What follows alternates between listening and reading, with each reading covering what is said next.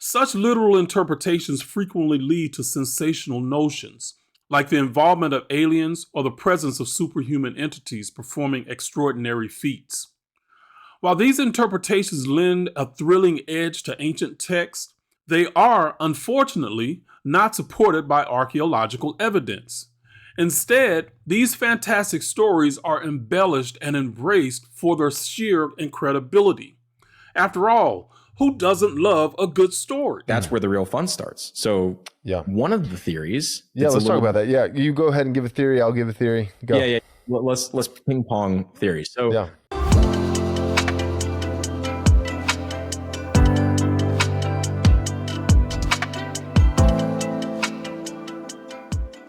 Hi, this is Reginald Martin, founder of Kemetic Centered Living. We're dedicated to helping you unlock your full potential by unlearning negative programming from religious indoctrination, allowing you to live life on your terms. Today, we're beginning an exciting series where we'll decode the ancient Book of Enoch, revealing not the doomsday predictions you might expect, but a profound and empowering message hidden within its pages. If you've ever wondered about the deeper meanings behind sacred texts, stay tuned. You're about to discover insights that transform the way you think about history and spirituality. Let's first lay a groundwork with some essential knowledge that will serve as the base for everything we'll explore in this series. My goal is to guide you beyond a mere literal interpretation of these texts, helping you to unearth profound wisdom and deeper meanings that have often been overlooked or misunderstood. By the end of this journey, you'll see these works in a completely new light, enriched by a clearer understanding of their true essence. The Sage's Legacy: Understanding the Deep Symbols in the Book of Enoch.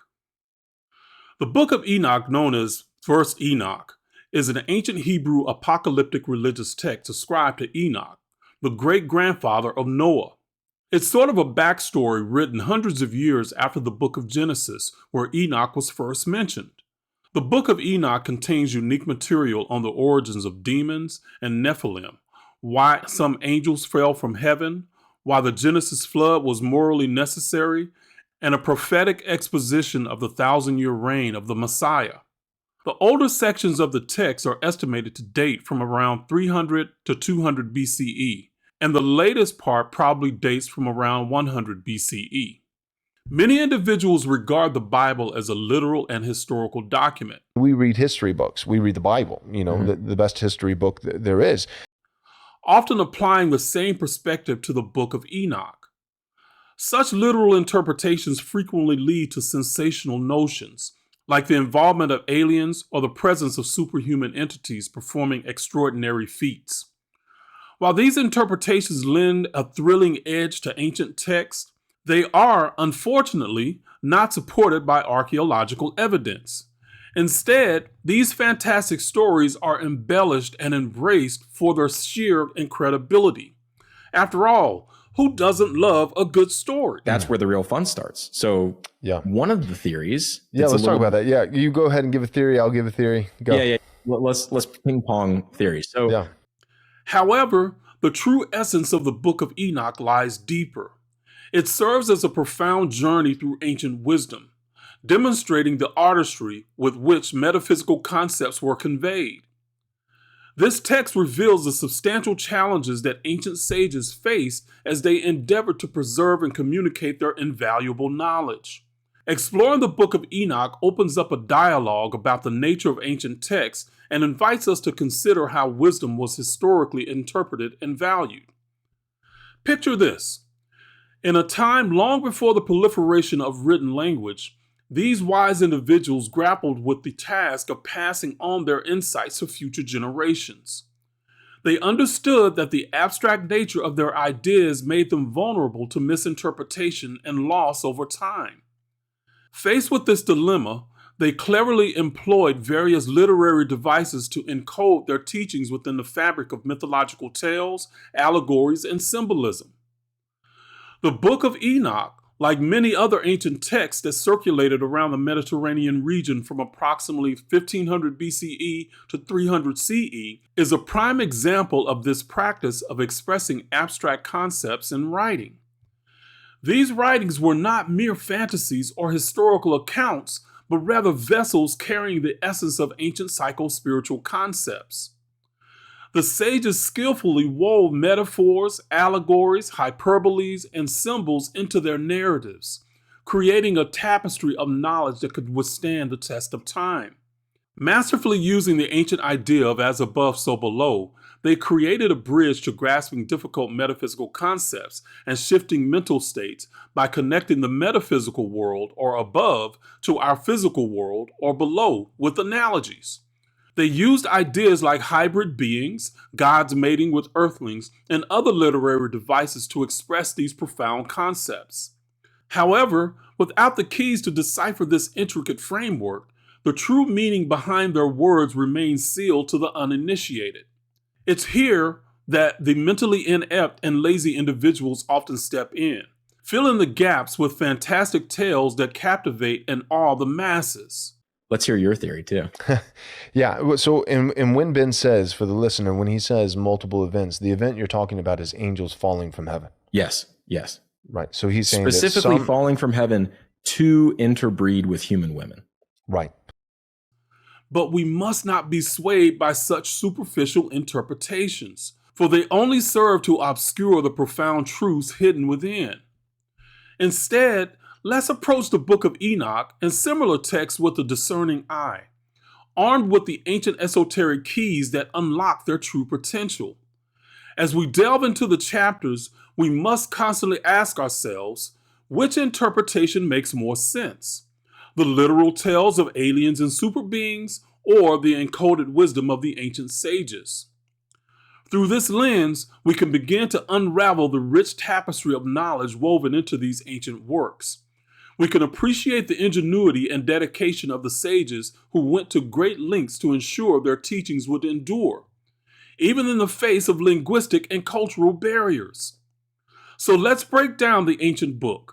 As we explore the first few chapters of the Book of Enoch in this video, you will not only gain a deeper understanding of the metaphysical concepts they convey, but also develop a profound respect for the wisdom of those who came before us. Together, we'll unlock the secrets of the past and apply their timeless lessons to our lives in the present. When was the Book of Enoch discovered?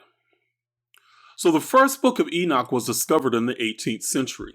It was assumed to have been written after the beginning of the Christian era. This theory was based on the fact that it had quotes and paraphrases, as well as concepts found in the New Testament. So it was assumed that it was heavily influenced by writers such as Jude and Peter. However, scholars later realized that the New Testament writers were actually copying ideas from the Book of Enoch, which meant that Enoch was the source text of many New Testament scriptures. The fact is, Enoch was written many centuries after the book of Genesis, so the story and the biblical flood was already very well known at the time it was written.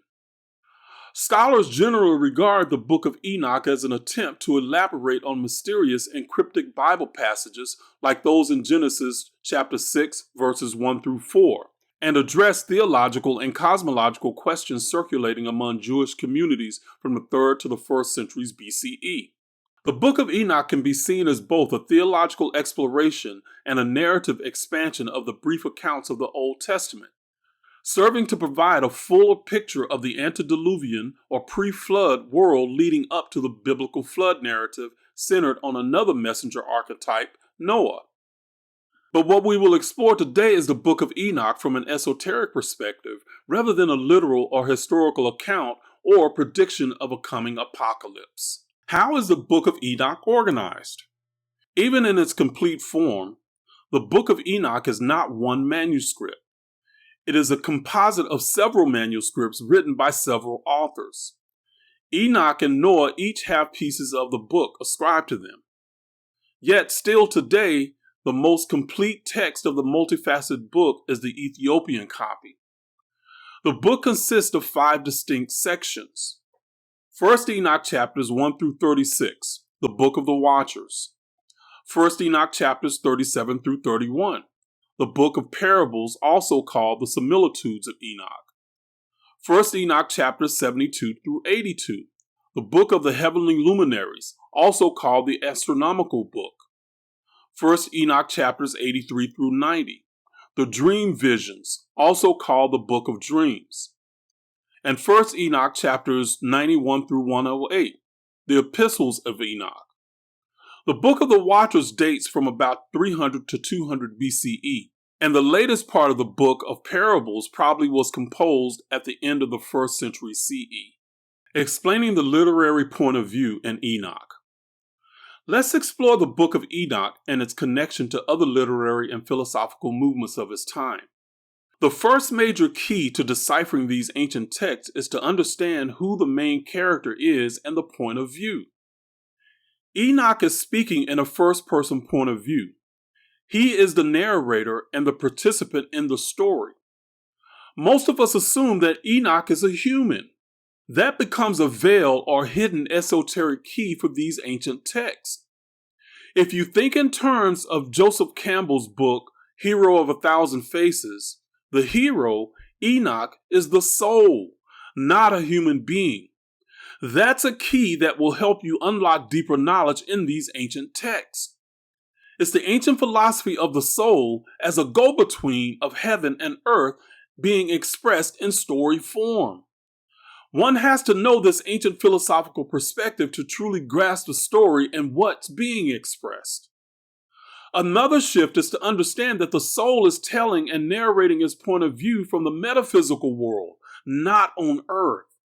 Therefore, many ancient terms like sons of God, son of man, or daughters of men are expressing ideas from the soul's first-person point of view. In these ancient texts that we consider spiritual and religious today, the soul is the main character trying to help the reader understand metaphysical concepts via analogies and metaphors based on earthly experience. Any good teacher knows one has to connect new ideas to prior experience, or the student will find the new ideas difficult to grasp. The ancient sages grappled with trying to express inner states of being and metaphysical concepts by analogy. Over the centuries, more and more creative ways to express these ideas evolved. That's a major shift in understanding these ancient texts. I cannot stress this shift in understanding of Enoch and other spiritual and religious texts that come from that time period more. Enoch is the soul, or in broader terms, the psyche, not a human being. Those who have a literal perspective of these writings will always miss the depth and meaning of these texts without that perspective and knowledge. So where did this storytelling perspective originate? It's how the ancient Egyptians told their stories. They were one of the earliest civilizations that were mapping our inner psyche, so to speak. We erroneously assume that they were fixated on death and dying. But for them, the true character in any story is the soul, not the human being. In ancient Egypt, Earth is analogous to a school for a soul that gets many chances to learn, grow, and evolve through reincarnation. Because these foundational philosophies of many ancient writers, mystics, and poets of the time period were from ancient Egypt, most of the ancient texts follow this narrative of the soul in a first-person point of view. This is crucial to decoding these ancient texts. The Book of Enoch shares a common framework with Gnostic, Hermetic, and Neoplatonic literature from the 3rd century BCE to the 2nd century CE. This framework organizes information, ideas, and beliefs in a systematic way, presenting complex spiritual and philosophical concepts coherently. By examining the common elements in these traditions, we gain insights into the prevailing ideas that shape the religious and philosophical landscape of this crucial period in history, and opens up a more nuanced way to view the literature beyond dogmatic concepts. The ancient framework. Depending on the message, all the ancient texts, including the Book of Enoch, will have more or less this framework. Number 1, explanation of the cosmic origin of creation.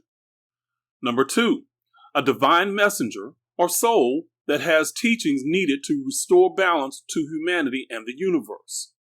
Number 3, dispensation of sacred knowledge and or a revelation. Number 4, trials and tribulations, battling darkness in the form of ignorance, evil, monsters, and or a sacrifice a messenger must make.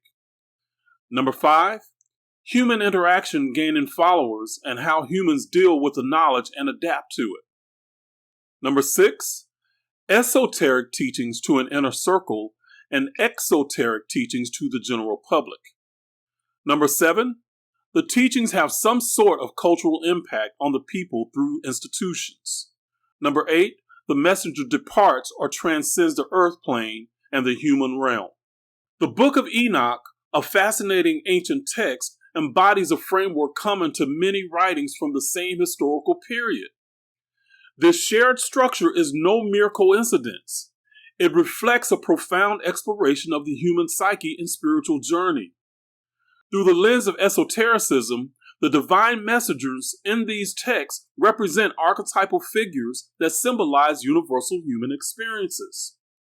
A simple way to grasp this idea is that the soul is the hero in the story, going through all the trials and tribulations and narrating the story. By analyzing recurring phrases and themes across literature of this era, we can uncover a rich tapestry of teachings that shed light on the deepest, most profound aspects of our shared humanity. Now, decoding the chapters. Let's get going and esoterically decode the first 3 chapters of the first book of Enoch. The first chapter is about the processes and mental trials we as souls in human form go through when awakening. I'll read the scriptures, then decode them with an esoteric lens. Chapter 1, verse 1. The words of the blessing of Enoch, with which he blessed the elect and righteous, who will be living in the day of tribulation, when all the wicked and godless are to be removed. Verse 2. And he began his story saying, Enoch, a righteous man, whose eyes were opened by God, saw the vision of the Holy One in heaven, which the angel showed me, and I heard everything from them, and I saw and understood. But it was not for this generation, but for a remote one which is to come. Verse 3. Concerning the elect, I said, as I begin my story concerning them, the Holy Great One will come out from his dwelling. Verse 4.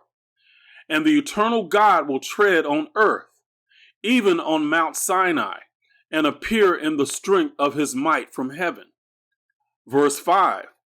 And all shall be very afraid, and the watchers shall shake, and great fear and trembling shall seize them to the ends of the earth. Now, let's explore the esoteric and metaphysical interpretations of the passages. So let's look at verse 1 again, this time esoterically. The words of the blessing of Enoch, with which he blessed the elect and righteous, who will be living in the day of tribulation, when all the wicked and godless are to be removed. So here's the esoteric interpretation of this idea. Here, Enoch is not merely addressing a future group of moral or virtuous people, but symbolically referring to the aspects of the higher self, the elect and righteous, which emerge dominant during periods of spiritual testing or tribulation.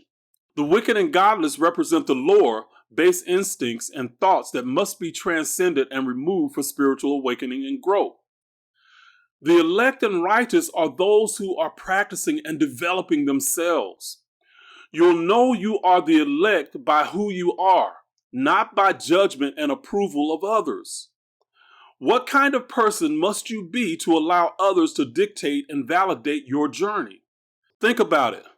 Who outside of you would decide if you're doing what you need to do to progress on your journey? As religious people, we gave that power to others outside ourselves. The ancients were sharing knowledge to empower you from within. Verse 2. And he began his story saying, Enoch, a righteous man whose eyes were opened by God, saw the vision of the Holy One in heaven, which the angel showed me, and I heard everything from them, and I saw and understood, but it was not for this generation, but for a remote one which is to come. So this is the esoteric interpretation of verse 2. Enoch's vision symbolizes the unveiling of higher consciousness or spiritual insight, not meant for those in the immediate cycle of understanding or those bounded by physical reality. In other words, this generation at that time. Instead, it is intended for a future or more evolved state of consciousness, a remote one to come. So in other words, a remote time when people will later understand this knowledge better. Verse 3. Concerning the elect, I said, as I begin my story concerning them, the Holy Great One will come out from his dwelling. Esoteric interpretation. The Holy Great One represents the ultimate divine essence or Godhead, which is not confined to a singular abode but manifests throughout the cosmos, including within each individual as the divine spark or soul. This coming out symbolizes the manifestation of divinity in the material world within the human experience. Verse 4. And the eternal God will tread on earth, even on Mount Sinai, and appear in the strength of his might from heaven. Esoteric interpretation.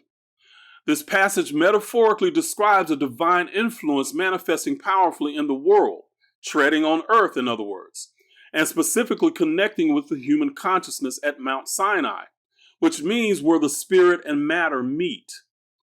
That's inside a human body. This scripture is an allegory for awakening of higher knowledge and divine law within us, received from higher states of consciousness, from heaven, in other words. Verse 5. And all shall be very afraid, and the watchers shall shake, and great fear and trembling shall seize them to the ends of the earth. Esoteric interpretation. Fear and trembling represent the natural human reaction to the overwhelming and transformative power of divine truth and enlightenment. The watchers are said to be a type of angel. In the esoteric framework, angels can be understood as intermediaries between the divine and the human realms, acting as messengers, guides, and guardians who help bridge the spiritual and material worlds. Their role and significance in spiritual traditions can be viewed through various lenses, including as embodiments of higher spiritual forces, aspects of divine consciousness, or as advanced souls who assist in the spiritual evolution of less developed beings. In the Book of Enoch, watchers play a major role. In the psycho-spiritual journey of humanity, the ancients presented them as metaphorical archetypes. In a later video in the series, I'll get into more detail that will help you understand them as an archetypal energy. Shaking symbolizes the destabilization of old paradigms and ego constructs before the profound reality of spiritual awakening. This will fall right into what the watchers are about. In this context, scriptures 1 through 5 are not just historical or prophetic narrations, but deep allegorical message about spiritual evolution, the battle between higher and lower aspects of self, and the eventual triumph of divine consciousness within the human experience. Verses 6 through 9. Verse 6. So these passages of verses 6 through 9 in the Book of Enoch contain very vivid imagery of transformation and judgment, which can be interpreted from an esoteric perspective to reflect spiritual awakening and the purification of consciousness rather than an end of the world. So let's decode them esoterically. Verse 6, and the high mountains shall be shaken, and the high hills shall be laid low, and shall melt like wax in the flame. Esoteric interpretation. The high mountains and high hills symbolize long-standing, rigid ego structures and prideful accumulations in the human psyche that obstruct spiritual progress. Their shaking and being laid low represent the humbling and dissolution of these egoic constructs under the intense heat of spiritual illumination and inner transformation, much like wax melts away effortlessly when exposed to fire.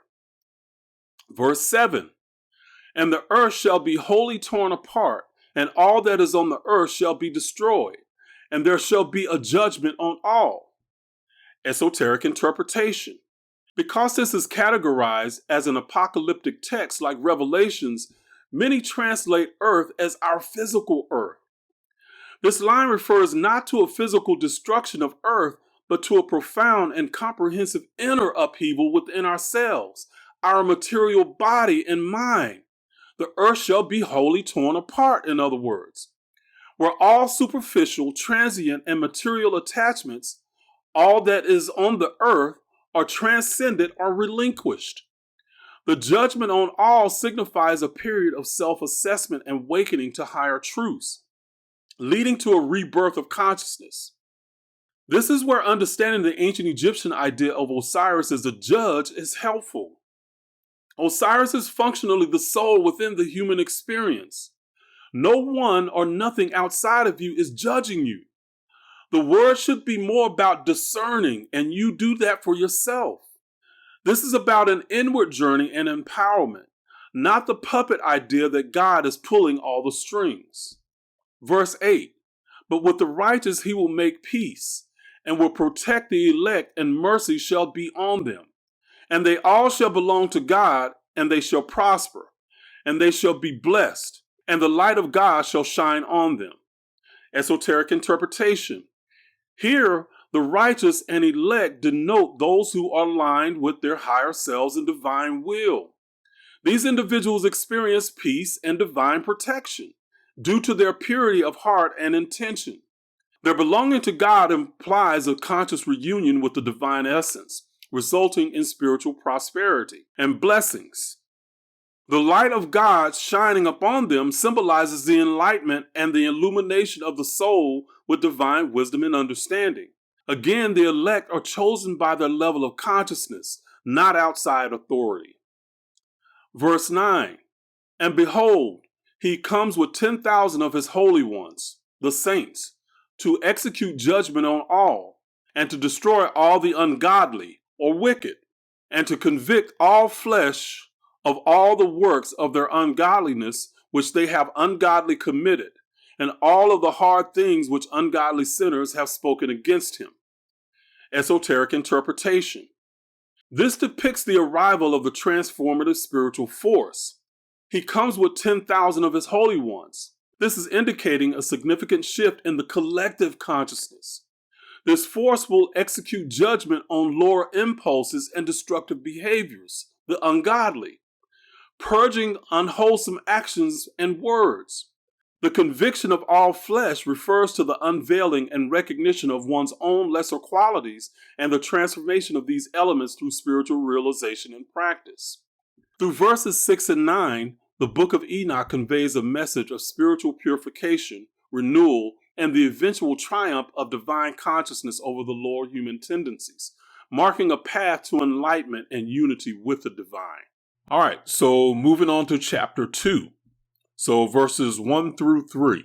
These scriptures from the second chapter of Enoch are rich with symbolism about the harmony and order inherent in the universe, reflecting deeper truths about spiritual laws and the human journey. So chapter 2, verse 1. Observe everything that takes place in the sky, how the lights do not change their orbits, and the luminaries which are in heaven, how they all rise and set in order, each in its season or proper time, and do not transgress against their appointed order. So the esoteric interpretation is this. It invites the seeker to contemplate the cosmic order and divine structure demonstrated by celestial bodies. Their unchanging orbits and timely movements symbolize the immutable spiritual laws that govern existence. Observing these patterns encourage understanding of one's place within the cosmic order and adherence to one's spiritual path without deviating from intrinsic divine laws. This is a way of connecting the idea of as above, so below. Understand the cosmos can give you insight into your own being. The ancients taught the idea that the planets and stars that you see out there are actually the analysis of your inner states. Okay, so an analysis is when you take something apart. The stars and planets are the analysis of your inner state. So that's why in astrology they have different body parts that they associate with different planets, stars, and stuff like that. Okay, so that's one reason that astrology has been so relevant for so many years, is because there is this this correspondence of stars and planets to the physical body. So as above, so below. All right. So chapter 2, verse 2. Consider the earth and give understanding to these things which take place on it from start to finish. How steadfast they are, how none of these things on the earth change, but all the works of God appear to you. Esoteric interpretation. So this verse directs attention to the earth as a stable, enduring platform for divine expression and human experience. It suggests that, like the apparent unchanging nature of earthly processes, the spiritual truths underpinning reality are constant and reliable. Recognizing the divine laws in all earthly phenomenon can lead to a deeper appreciation of life's sacredness and interconnectedness of all creation. All right, so chapter 2, verse 3. Behold the summer and winter, how the whole earth is filled with water, and clouds and dew and rain lie on it. Esoteric interpretation. This line points to the cycles of nature, summer and winter, as metaphors for the cycles of spiritual growth and renewal. The imagery of the earth being filled with water and the presence of clouds, dew, and rain symbolizes nourishment, purification, and the cyclical flow of spiritual energies. Just as the earth undergoes seasons of growth and rest, so too does the human soul experience phases of expansion and introspection, each necessary for spiritual evolution. These scriptures in chapter 2, verse 1 through 3, underscore a fundamental esoteric principle. The macrocosm, or universe, and the microcosm, the individual, are reflections of each other, each governed by the same divine laws and cycles. Understanding and aligning with these cosmic rhythms can facilitate deeper spiritual awakening and harmony with the universe. Now, moving on to chapter 3. Now, this particular chapter has a lot of symbolism, so I'm going to spend a little bit more time on the symbolism here. So it's only one verse in this particular chapter. So verse 1, observe and see how in the winter all the trees seem as though they had withered and shed all their leaves, except 14 trees, which do not lose their foliage, but retain the old foliage from 2 to 3 years until the new comes. So chapter 3 in this particular Book of Enoch is vivid images of the winter season as it impacts trees, highlighting an exceptional group that retains its foliage. This passage, while seemingly simple in its description of natural phenomenon, holds a deeper esoteric meaning when viewed through the lens of ancient wisdom and the symbolic representations found in Egyptian mythology. So let's decode that. So number 1, so the winter trees. The winter season symbolizes a period of apparent stagnation and introspection in the cycle of nature, paralleling the soul's journey through the moments of spiritual dormancy or darkness. In this context, trees, often emblematic of life, growth, and spiritual ascent, and consider the tree of life in this aspect here, are seen to wither, reflecting the soul's experience of shedding old, outgrown aspects of the self in preparation for the renewal. So the 14 trees retaining foliage. The specificity of the 14 trees which do not lose their leaves but retain their old foliage for up to 3 years until the new arrives carries significant symbolic weight. The number 14 itself can be seen as symbolic, potentially referencing the 14 pieces into which Osiris was torn in Egyptian mythology, representing the dismemberment and eventual reintegration of the soul or divine essence through the cycle of death and rebirth. These trees can be interpreted as souls or spiritual principles that maintain their essential wisdom and integrity through cycles of spiritual winter or periods of challenge and apparent barrenness. The retention of foliage suggests a sustained connection to divine or higher wisdom that transcends the cyclic process of death and rebirth. This can also symbolize the preservation of eternal truths and spiritual knowledge through the ages, despite the temporal cycles of spiritual awakening and dormancy in the collective consciousness of humanity. Number 3, the renewal of foliage. The eventual renewal of leaves, even after 2 to 3 years, signifies the inevitable return of growth and enlightenment following periods of introspection and purification. It suggests that spiritual wisdom, once attained, provides a foundation that supports the soul's continued evolution and expression of new, higher forms of understanding and being. In this light, chapter 3 of the first Book of Enoch encourages the observance of natural cycles not as mere physical phenomena, but as metaphors for the spiritual evolution of the soul. It reminds us of the resilience of spiritual wisdom through cycles of challenge and renewal, and the importance of maintaining a connection to the enduring wisdom as we navigate our own cycles of growth and transformation. This passage, therefore, offers both reflection on the resilience required on the spiritual path and an assurance of the inevitability of renewal and growth on the journey towards enlightenment. Now, the summary. So the ancient texts such as the Book of Enoch consistently articulate a profound narrative that resonates deeply with our collective spiritual consciousness. They depict the soul's odyssey, a narrative of rich metamorphosis where the soul itself assumes the role of narrator, teacher, and participant. This isn't merely a tale of wandering and return, but a reflection of the soul's evolution through a myriad of experiences and insights. In these sacred writings, we encounter the soul as a quintessential hero. This hero does not simply traverse physical landscapes, but journeys through the intricate terrains of the inner human psyche and spirit.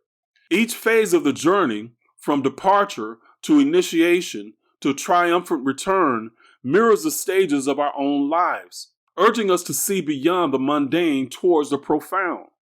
What's particularly captivating about these texts is their ability to teach and inspire simultaneously, especially when we view them with the keys of the secret teachings. As we delve into the Book of Enoch, we're not passive observers, but are invited to partake in the esoteric lessons woven into the narrative.